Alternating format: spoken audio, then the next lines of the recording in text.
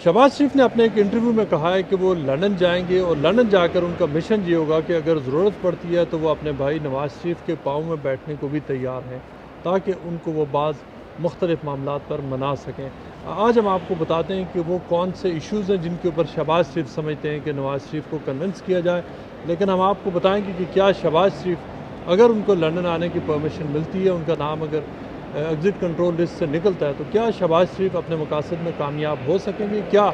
शहबाज शरीफ अगर नवाज़ शरीफ के पाँव पकड़ते हैं तो क्या वो उसमें जो मिशन लेकर वो आना चाहते हैं उसमें क्या सक्सेसफुल हो सकेंगे? और ये कि वो एग्जैक्टली वो इश्यूज़ क्या हैं और ये कि नवाज़ शरीफ इस वक्त सोच क्या रहे हैं और नवाज़ शरीफ ने वो कैसे देखते हैं इन पूरे मामलात को, और ख़ास तौर पर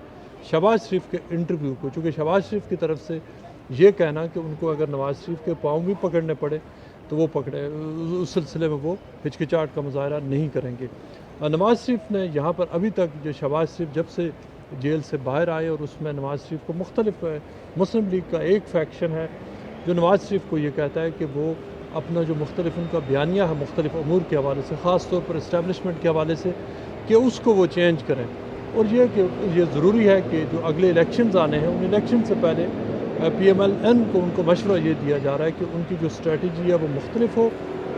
और ये कि इस्टेब्लिशमेंट से जो इस वक्त एक रियल या परसीव्ड एक जो एक टेंशन की सिचुएशन है,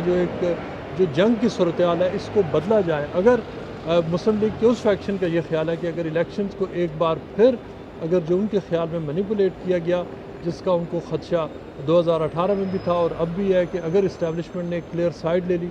तो फिर मुस्लिम लीग के लिए हालात फेवरेबल नहीं रहेंगे। इस हवाले से नवाज़ शरीफ को मशवरा दिया जा रहा है। लेकिन अगर शहबाज शरीफ, इससे पहले शहबाज शरीफ उनके ऊपर टेलीफोन पर इस हवाले से बातचीत कर चुके हैं, मुख्तलिफ पार्टी की लीडरशिप इस हवाले से उनसे बातचीत कर चुकी है। अब शहबाज शरीफ लंदन भी आकर यही बात शायद उनको कन्वे करना चाह रहे हैं। लेकिन जहाँ तक नवाज़ शरीफ की अभी तक जो पोजीशन हमने देखी है, जो सामने आई है, और जो क्लियर उनका जो एक पब्लिक अभी तक जो स्टांस है वो इस हवाले से बहुत कैटेगोरिकल है।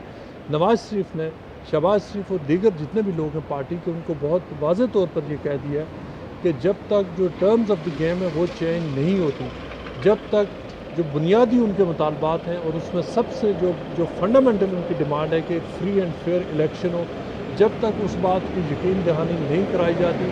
किसी भी किस्म का किसी हवाले से जो डायलॉग आगे बढ़ाने की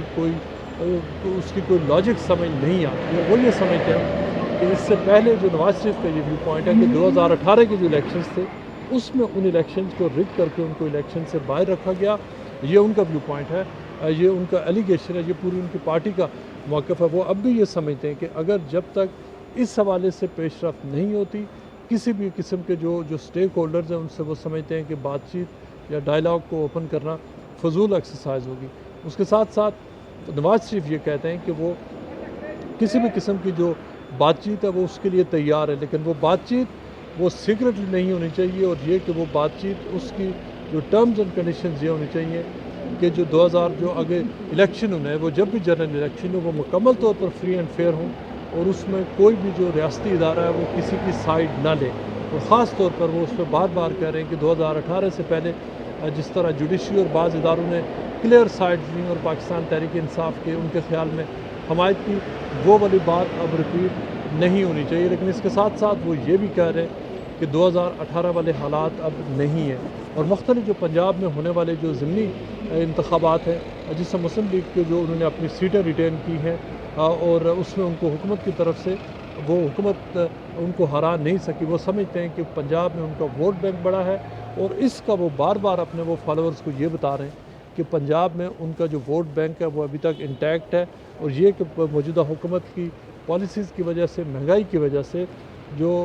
मुख्तलिफ लोग हैं वो हुकूमत से तंग हैं। लिहाजा अगर तो वो जो ज़िमनी इलेक्शन में लोगों ने अगर फिर PML नून के लोगों को वोट दिया तो ये इस बात का सबूत है कि उनका जो रेजिस्टेंस का बयानिया है, जो उन्होंने जो रजिस्ट किया है, वो लोगों में उसकी अपील मौजूद है, और ये कि इसका क्लियरली पाकिस्तान मुस्लिम लीग नून को फ़ायदा हुआ है। लेकिन वो ये समझते हैं कि अगर उस पूरे बयानिए को छोड़ा जाए तो इसका क्लियरली PML नून को नुकसान होगा, और उसमें वाज़ेह तौर पर वो ये कह रहे हैं कि इवन नो मैटर कि जो 2023 या उससे पहले जब भी नए इंतखाबात हुई उसमें उस प्रिंसिपल के ऊपर अगर वो कंप्रोमाइज़ करते हैं तो इसका बहुत ज़्यादा नुकसान अगर किसी को होगा تو وہ مسلم لیگ نون کو ہوگا، کسی اور کو نہیں ہوگا۔ لہٰذا اس حوالے سے انہوں نے واضح طور پر